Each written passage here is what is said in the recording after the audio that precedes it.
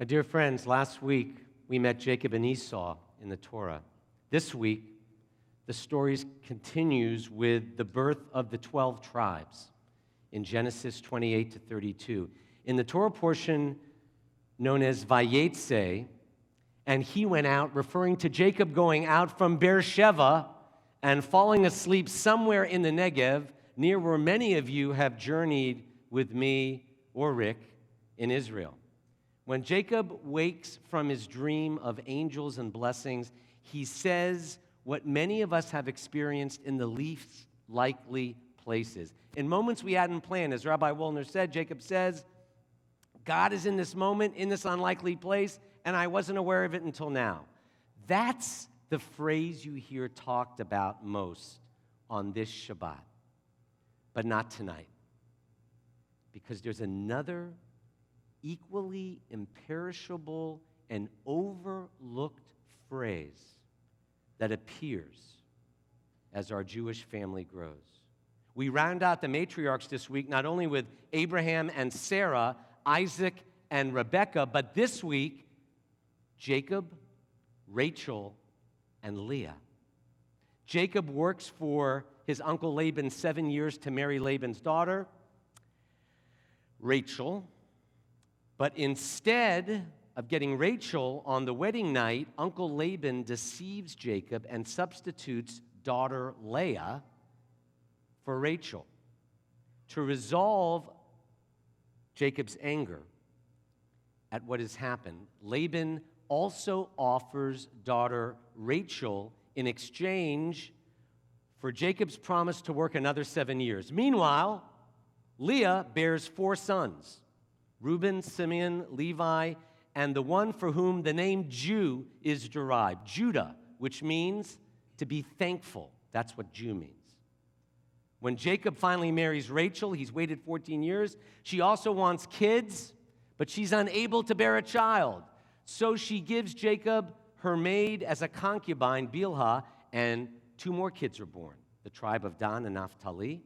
Leah keeps giving birth, this time to 3 more children, Issachar, Zebulun, and Dinah. Rachel remains barren, so she gives Jacob another maid, Zilpah, as a concubine, and she bears 2 more sons, Gad and Asher. So now we begin to understand the excruciating and painful outcry that comes from the depth of Rachel's aching heart. Sister Leah had become Jacob's first wife, and she was the rival for the love of the same husband. Leah gives birth to 4 sons in rapid succession, while Rachel remained childless, consumed by envy and jealousy in the depths of despair and frustration. Rachel cries out to Jacob in a private moment, face to face this week. Give me children, or I shall die. And Jacob's response is drenched in as much sorrow as it is in anger. Rachel is his most beloved. He waited 14 years just to marry her. He longs for children with her at least as much as she does with him. Desperately seeking to console himself as well as her, Jacob answers her with 3 Hebrew words. Hatachat Elohim Anochi, am I, my dear one, in the place of God? We can only imagine the pain in his heart. We can only imagine Jacob's heartache over his inability to give her what he and Rachel want most. And yet, in spite of all that, Jacob must surrender to his own helplessness. He is, after all, only a human being with all the limitations to which we are all subject as finite and imperfect creatures. And in the depths of their darkness, Jacob and Rachel face each other, and they find light by standing face to face, not just when times are good. They find light by standing and trembling and drawing strength from each other.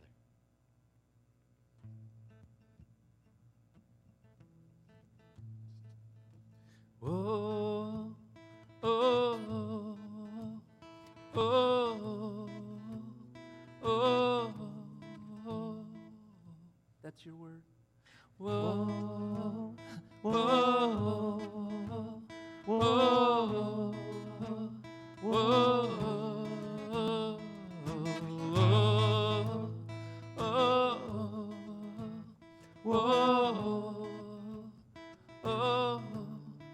you sing like this.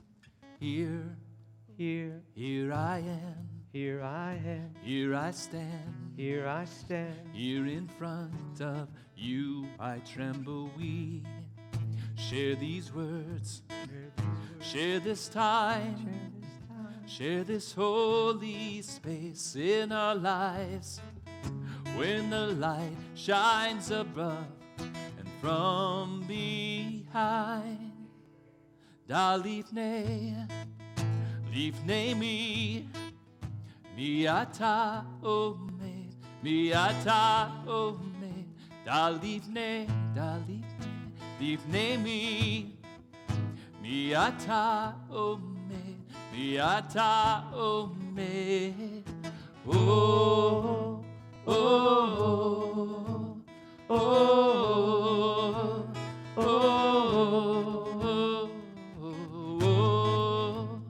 oh, oh. The person you face, Dalif Nemi Ata Omed, they're the divine image. And Jacob says to Rachel, Hatachat Elohim Anochi, can we ever be in the place of God? That question, I hope if you're listening, can't help but haunt every one of us, because every one of us forgets our human frailty rather than surrender in the face of what's beyond our control. When it comes to other people, we often sit in judgment of people we only know very casually, whose trials and troubles we barely know at all.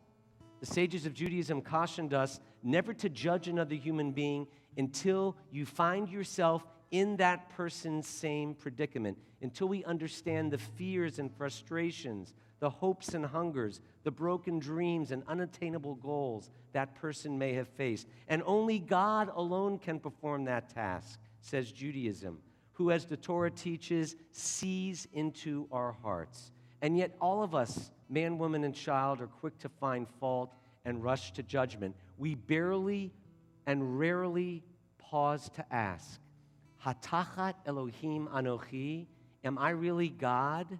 The same question can be very invigorating, too, in our quest for humility. A woman who had endured many long and difficult years with her husband one day confided to her friend, my husband has changed his faith. He no longer believes he is God. Another successful businessman hung a sign on his office wall, which in bold letters broadcast the words, I may be wrong. Those same words were also the reason for his success, for his willingness to learn from others, to keep his mind open to new ideas, a different approach. Those words on his wall were essentially a restatement of Jacob's rhetorical question to the hurting wife Rachel he was facing and standing before. Hatachat Elohim Anochi, am I in the place of God? That question is also good for our sanity. Because, friends, when we finally acknowledge our human limitations, we stop demanding perfection of ourselves. None of us are perfect parents. None of us are perfect mates. None of us are perfect children. So we need to stop tormenting ourselves, as we frequently do, for falling short of perfection in any of the countless relationships which fill our lives. We need to face the people in front of us and see the godly in them and see the imperfect. And when we finally accept this, we can also accept ourselves. All that's expected, friends, is drawing whatever strength we can from those we face, from whatever's within you, and then giving out the best you can. God is called the place, and we are all a refraction of God's light. But Jacob is right. We are not in God's place. Hatachat Elohim Anochi.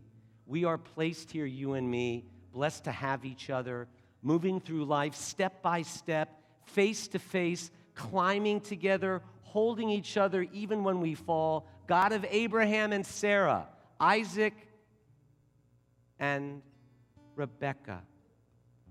And this week, Jacob, Leah, and the Rachel he's facing, the mothers and fathers, and the God before whom we stand.